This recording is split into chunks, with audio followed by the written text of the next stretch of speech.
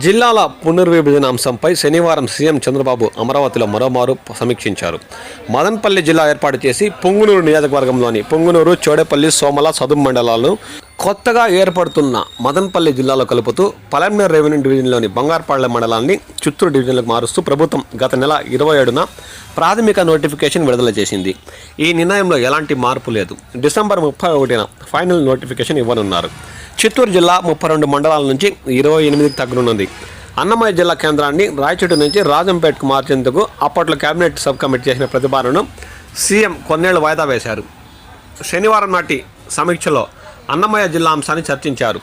మదనపల్లి జిల్లా ఏర్పడిన తర్వాత అన్నమయ్య జిల్లాలో రాయచోటి, రాజంపేట్, రైల్వే కోడూరు నియోజకవర్గాలు మాత్రమే మిగులుతాయి. వాటిలోని రాయచోటిని మదనపల్లిలోకి, రైల్వే కోడూరును తిరుపతిలోకి, రాజంపేట్ను కడప జిల్లాలకి కలిపే విషయమై చర్చించారు. ఆదివారం మరోసారి సమావేశమై తుది నిర్ణయం తీసుకోనున్నారు.